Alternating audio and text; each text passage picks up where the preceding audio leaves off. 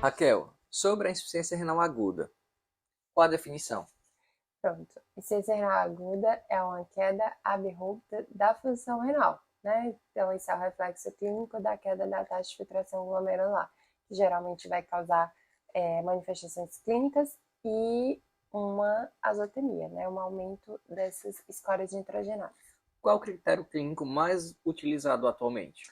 Bom, existem alguns critérios, né? Rifraquim e Cagigo. O mais utilizado é o da Cagigo desde 2012. Quais são os fatores de risco? Bom, dentro do pré-operatório a gente tem os pacientes com idade acima de 55 anos, pacientes do sexo masculino, pacientes com fatores cardiovasculares, hipertensão, diabetes, principalmente diabetes insulino-dependente, pacientes com simpatias, né? Cardiopatia, hepatopatia e já nefropatia de base, e os pacientes que já estão expostos a drogas que podem causar o rim, drogas nefrotóxicas ou anti-inflamatórios, quimioterápicos, alguns antimicrobianos, enfim, esse grupo aí. Qual o principal biomarcador na prática clínica? A gente usa a creatinina, né? Existem outros biomarcadores, interleucina 18, cistatina C, que um aí vai mais a creatinina mais usada. Sobre a classificação e o tipo mais comum. Certo. Então, a gente tem a insuficiência no paciente cirúrgico, tá, gente? Então, a gente tem a insuficiência renal pré-renal, a mais comum é relacionada à hipovolemia, então a gente se preocupa muito com a hemorragia nesse contexto, né, do nosso paciente. A gente tem a insuficiência renal aguda renal, que aí a gente tem todos aqueles antimicrobianos, antifúngico, anti-inflamatório, mas que afeta todos os compartimentos do rim, por exemplo, a sepse, que é uma das principais causas, né, em TA relacionada à sepse. E a gente tem a pós-renal, que aí a gente tem uma condição que obstrui lá, né? Então, HPB, enfim, várias coisas, coágulos podem acontecer. Sobre a avaliação inicial do paciente. Principais achados clínicos.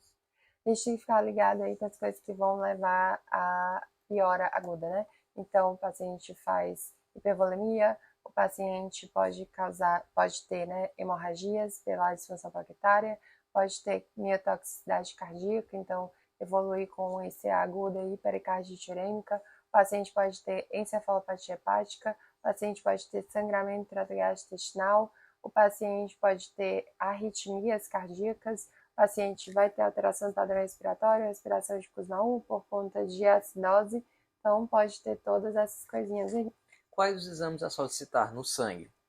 A gente usa a ureia, creatinina, os eletrólitos, a gasometria e vai olhar aí também para esse hemograma, porque a gente não falou lá, mas as transfusões inadvertidas também são fatores de risco para você acabar evoluindo com a ira e também não vai deixar esse paciente super anêmico para ele fazer o ICJ débito e deteriorar o quadro clínico dele.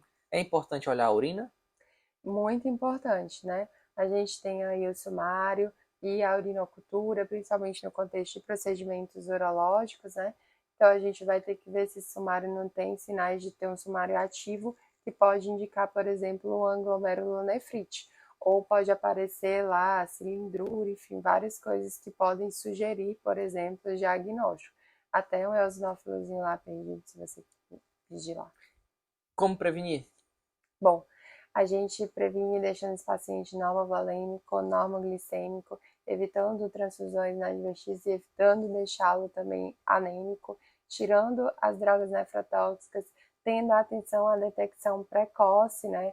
Evitando aí, por exemplo, assim, cirurgias prolongadas, fazendo um bom manejo transoperatório, evitando hipotensão nesse paciente, controlando a hipertensão lá no pré-operatório. Então, é esse olhar que a gente vai ter paciente. Quando indicar a terapia renal substitutiva? Bom, é difícil quando você tem um paciente que foge daquela urgência dialítica, que foi as coisas que a gente comentou, né? Encefalopatia urêmica, pericardite urêmica, o paciente com hipercalemia refratária, paciente com acidose refratária, paciente com hipervolemia refratária, enfim, aquele paciente que você sabe que a diálise está mais do que indicado. Aí nesse outro grupo, assim, o que a gente tem de mais recente é o SCAMP protocolo, que vai tentar ali direcionar você através de uma série de características, vai ticar como Checklist. se fosse um checklist exatamente, que pode te orientar, né? O que você vai fazer nesse paciente.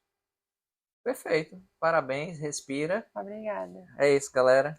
Valeu.